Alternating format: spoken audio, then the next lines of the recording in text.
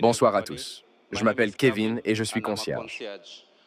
Aujourd'hui, je viens ici parce que j'ai 6 doutes et je pense que si j'obtiens la bonne réponse, je serai prêt à me convertir et à accepter l'islam.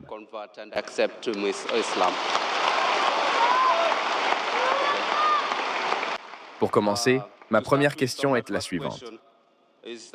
Comment puis-je savoir que l'islam est la bonne façon d'adorer? Et je suivrai cette question avec la deuxième, qui est la suivante. Comment puis-je savoir que le message que je transmets est destiné à Dieu?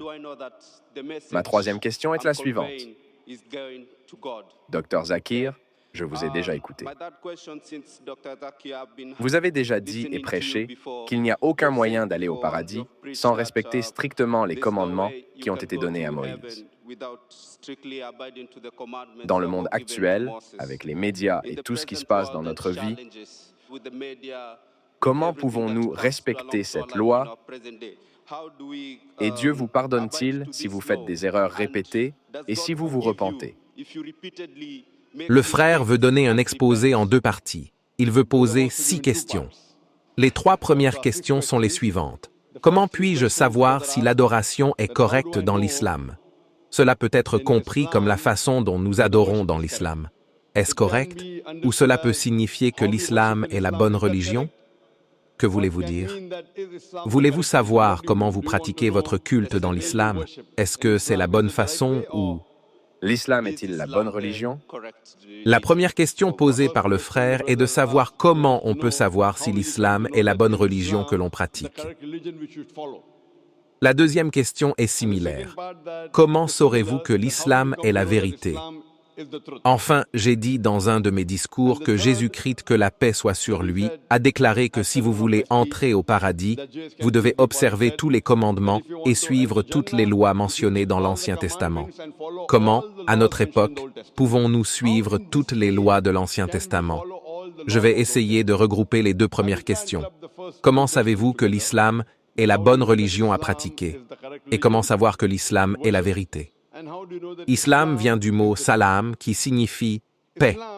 Il est également dérivé du mot arabe silm qui signifie soumettre sa volonté à Dieu.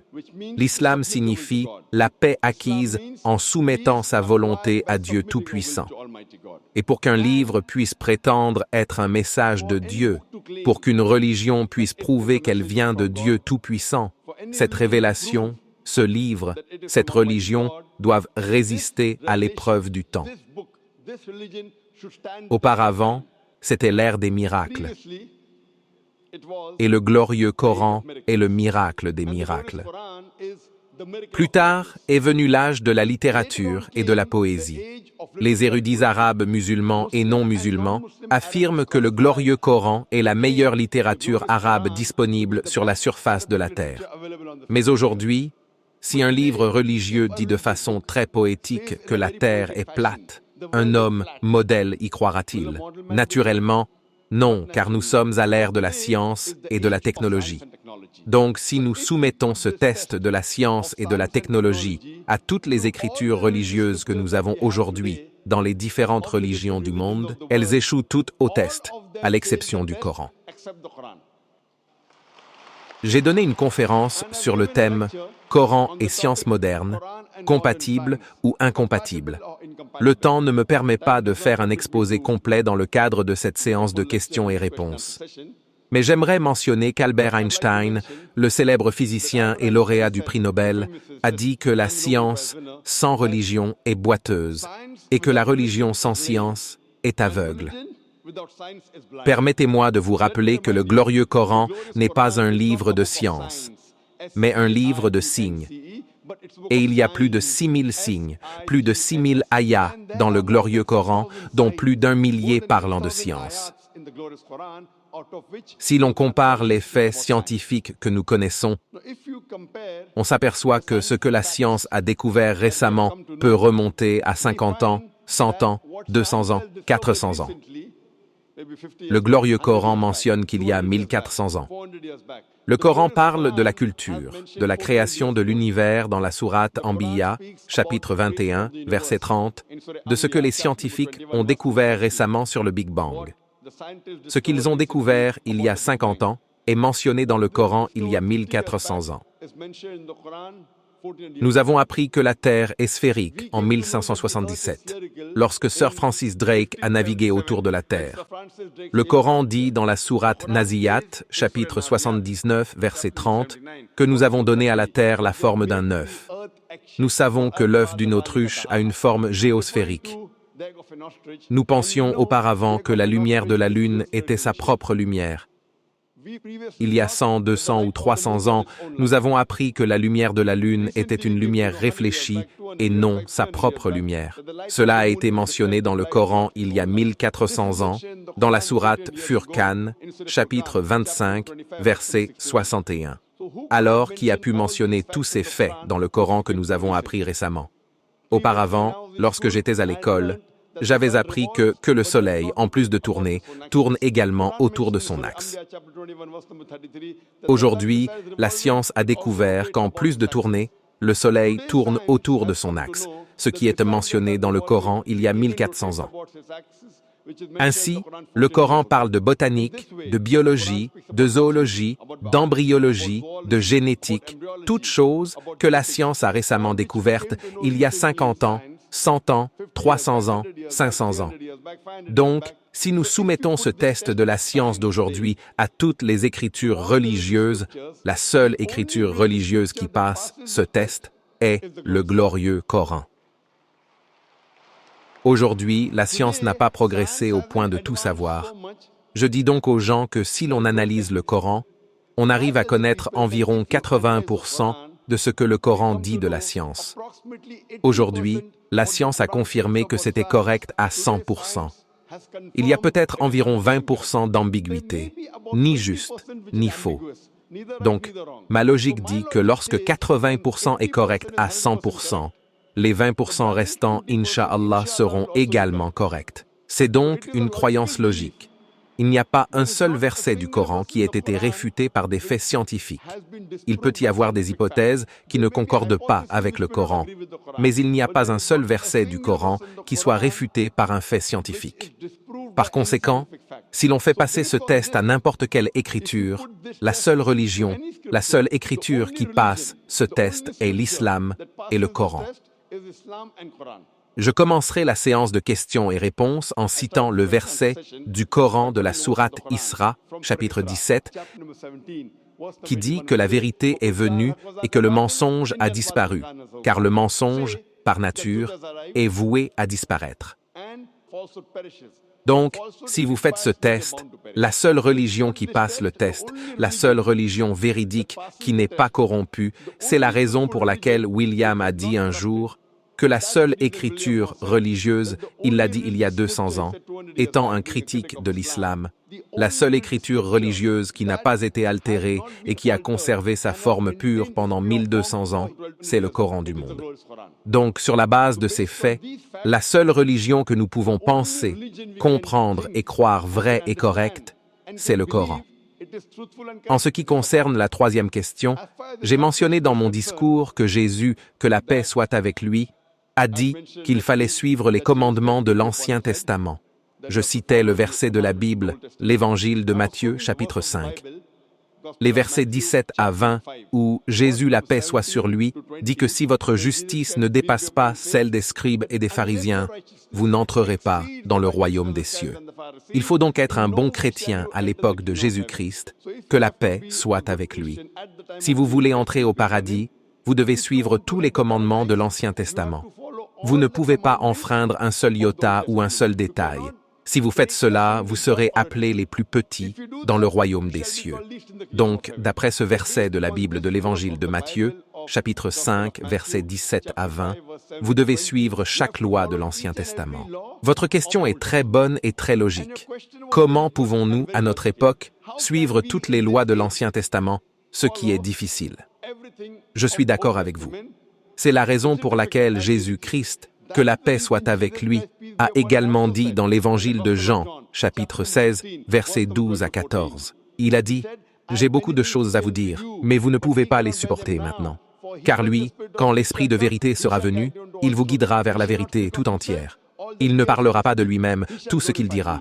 il me glorifiera. Votre prophète Jésus, que la paix soit sur lui, prophétise la venue du dernier et ultime messager, du dernier et ultime prophète, le prophète Muhammad, que la paix soit sur lui.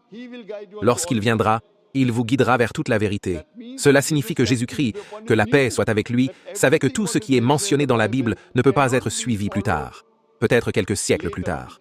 C'est la raison pour laquelle il a dit que, lorsque l'Esprit de vérité viendra, il vous guidera vers toute la vérité, en parlant du prophète Muhammad, que la paix soit avec lui.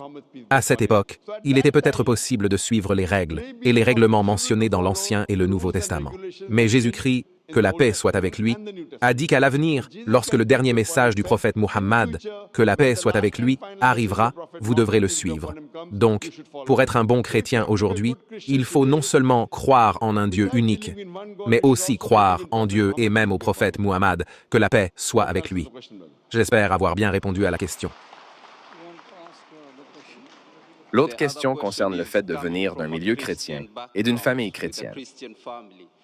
Comment vais-je m'adapter ou me rapprocher de ma famille si je me convertis à l'islam et que je partage deux religions différentes dans la même enceinte? Le frère a posé la question suivante. Si je me convertis à l'islam, comment vais-je m'adapter à ma famille qui pratique deux religions différentes? Si vous savez qu'il y a quelque chose comme l'Ancien Testament et quelque chose comme le Nouveau Testament. Même si vous êtes chrétien, vous pouvez suivre les lois de l'Ancien Testament après l'arrivée du Nouveau Testament. S'il y a quelque chose comme l'Ancien Testament et le Nouveau Testament, il y a aussi quelque chose comme le Dernier Testament. Le glorieux Coran est le dernier témoignage de Dieu Tout-Puissant, et dans le glorieux Coran,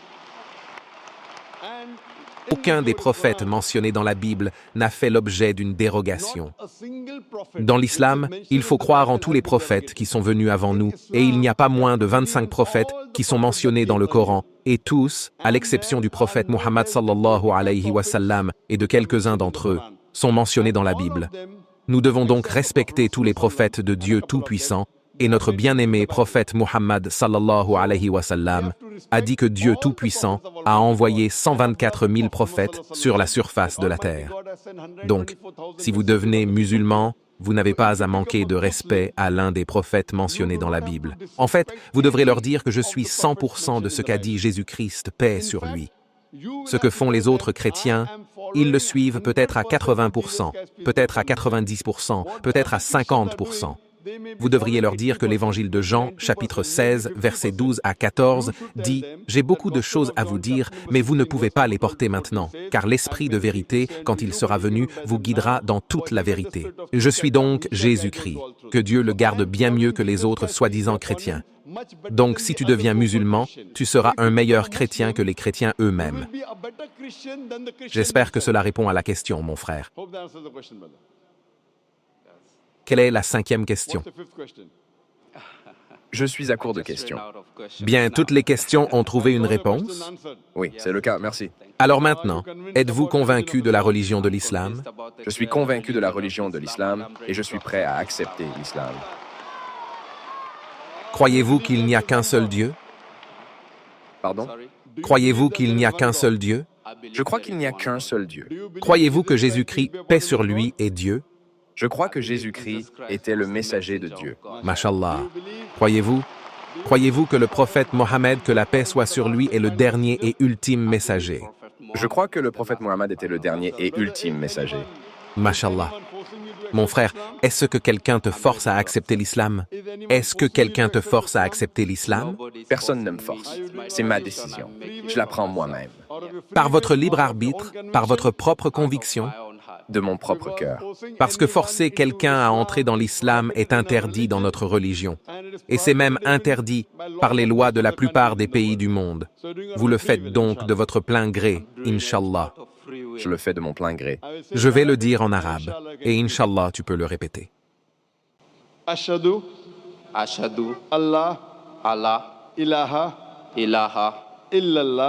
illallah wa ashhadu anna Muhammadan abduhu wa rasuluhu. I bear witness.